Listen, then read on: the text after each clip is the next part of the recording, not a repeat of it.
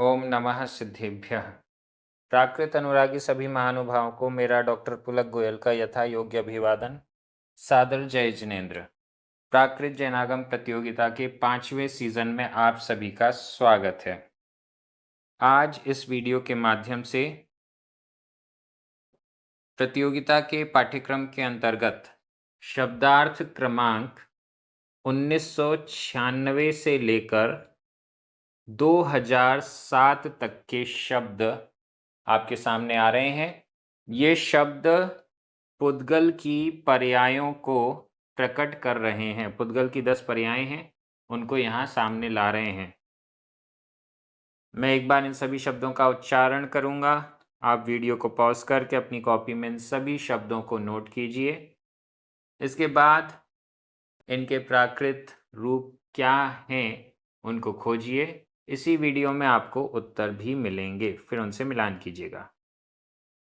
अणु, अणु, स्कंध, स्कंध, शब्द, बंध, सौक्ष्म्य, सौक्ष्म्य, स्थौल्य, स्थौल्य, संस्थान, संस्थान, भेद, भेद, तमः, तमः, छाया, छाया, आतप, आतप, उद्योत, उद्योत।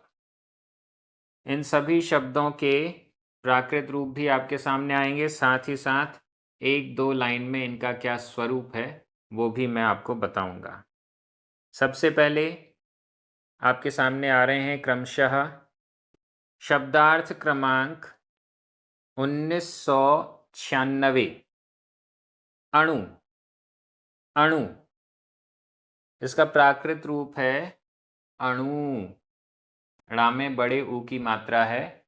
पुल्लिंग में प्रथमा विभक्ति एक वचन में ये रूप बना है, अणु।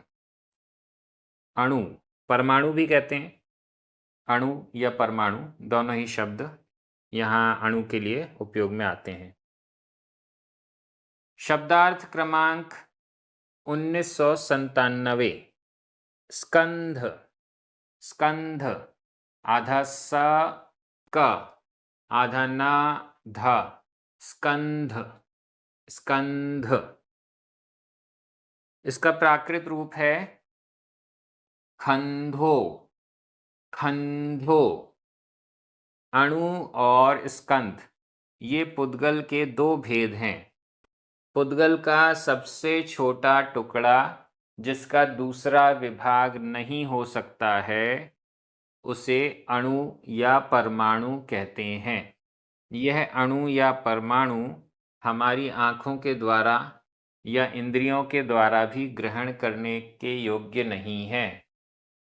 माइक्रोस्कोप के द्वारा भी अणु को नहीं देखा जा सकता है। स्कंध, दो या दो से अधिक अणुओं के मिलने से स्कंध बनता है। ये अणु और स्कंध पुद्गल के दो भेद हैं। अब इसके आगे पुद्गल की पर्यायें, अवस्थाएं क्या क्या हैं उसके 10 भेद यहाँ पर आ रहे हैं क्रमशः। शब्दार्थ क्रमांक 1998। शब्द, शब्द, इसका प्राकृत रूप है सद्दो, आधा दा पूरा दा, सद्दो, सद्दो। शब्द, ये पुद्गल की पहली पर्याय है। हालांकि इन पर्यायों में क्रम का कोई लेना देना नहीं है, फिर भी शब्द, जो शब्द मैं बोल रहा हूं आपको सुनाई दे रहे हैं, यह पुद्गल की पर्याय है। मेरे शब्द रूप रस गंध वर्ण से सहित हैं, तभी रिकॉर्ड हो रहे हैं। रिकॉर्ड होने के बाद आप दुनिया में कहीं भी बैठे हैं, आप तक वो पहुंच रहे हैं और उन्हें आप सुन पा रहे हैं। ये रूप रसगंध से सहित ना होते, पौद्गलिक ना होते तो सुनाई भी नहीं देते, इसलिए शब्द पुद्गल है। शब्दार्थ क्रमांक 1999, बंध। बंध, इसका प्राकृत रूप है बंधो। बंधो, बंध। बंध का मतलब है जुड़ना, बंधना। कोई भी वस्तु जिसका रूप नहीं है वो बंध को प्राप्त नहीं हो सकती है। इसलिए पुद्गल ही ऐसा द्रव्य है जो बंध को प्राप्त होता है। शब्दार्थ क्रमांक 2000, सौक्ष्म्य। सौक्ष्म्य, आधा क्ष आधा म और य, सौक्ष्म्य। सूक्ष्मता भी कह सकते हैं, सूक्ष्मता। इसका प्राकृत रूप है सुहुमो। सुहुमो। जब हम द्रव्य संग्रह ग्रंथ पढ़ते हैं तो वहां पर सौक्ष्म के लिए सुहुमो शब्द आया हुआ है। सूक्ष्म या सूक्ष्मता, सुहुमो। कोई भी वस्तु जो रूपवान है वही सूक्ष्म हो सकती है। जो रूपवान नहीं है वह सूक्ष्म भी नहीं हो सकती है। इस दृष्टि से यह पुद्गल की पर्याय है। शब्दार्थ क्रमांक 2001, स्थौल्य।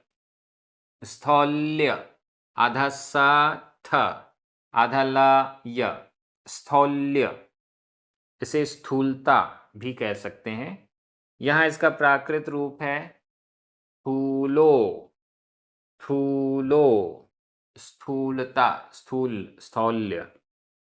जैसे सूक्ष्मता बिना रूप के, बिना पुद्गल द्रव्य के हो नहीं सकती, वैसे ही स्थूलता, बड़प्पन, बहुत सारी बड़ी बड़ी वस्तुएं, वो सब स्थूलता कहलाएगी। ये स्थूलता भी पुद्गल के बिना, रूप के बिना संभव नहीं है।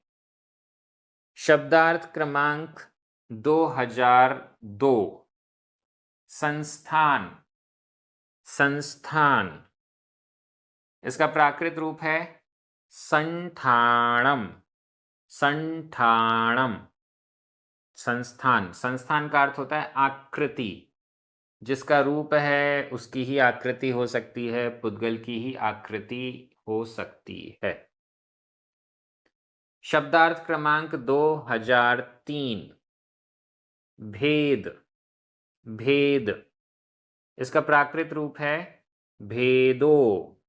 भेदो और भेदम, ये दोनों ही पुल्लिंग और नपुंसक लिंग दोनों में ये भेद शब्द प्रचलित है। भेद, टुकड़े। टुकड़े भी पुद्गल के ही हो सकते हैं, रूपवान वस्तु के ही टुकड़े हो सकते हैं। जो रूपी नहीं है उसके टुकड़े भी नहीं हो सकते, भेद भी नहीं हो सकते। शब्दार्थ क्रमांक 2004, तमः। तमः, इसका प्राकृत रूप है तमो। तमो, तम, तम यानी अंधकार। अंधकार, अंधेरा, रात्रि का अंधकार। ये जो अंधकार तम है यह भी रूप ही है, पुद्गल की पर्याय ही है। हम कहते हैं कि अंधकार में कुछ नहीं दिखता। जो कुछ नहीं दिख रहा है, काला काला दिख रहा है, वही अंधकार है। जो काला काला है वह भी रूप है। शब्दार्थ क्रमांक 2005, छाया। छाया, इसका प्राकृत रूप छाया, एकदम एज इट इज, सेम। छाया का अर्थ है जैसे परछाई। जैसे धूप में कोई व्यक्ति खड़ा है तो उसकी परछाई पड़ती है, उसे छाया कहते हैं। आईने में भी जो हम देखते हैं वो हमारी छाया होती है, उसको भी छाया कहते हैं। ये छाया भी रूप है, ये भी दिखाई देता है, पुद्गल है। शब्दार्थ क्रमांक 2006, आतप। आतप, इसका प्राकृत रूप है आदवो। आदवो, आतप। ग्रीष्म प्रकाश को, गर्म प्रकाश को आतप कहते हैं। जैसे सूर्य का प्रकाश। गर्म होता है।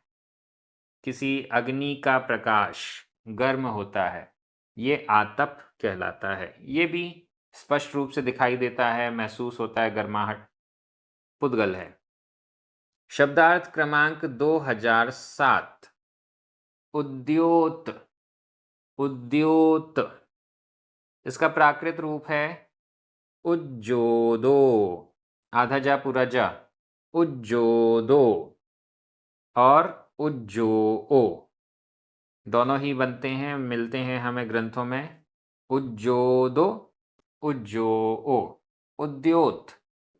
उद्योत का अर्थ है शीतल प्रकाश।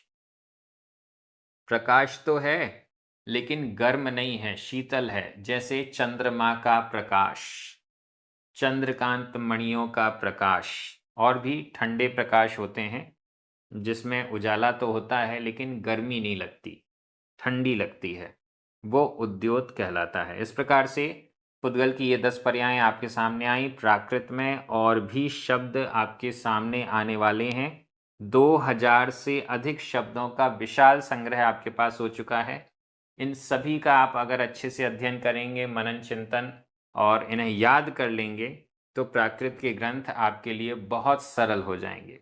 प्रतियोगिता में आप सभी को बहुत अच्छे से आप पार्टिसिपेट कर रहे हैं, तैयारी कर रहे हैं। हमारी प्रतियोगिता की टीम की ओर से आप सभी को सादर जय जिनेंद्र।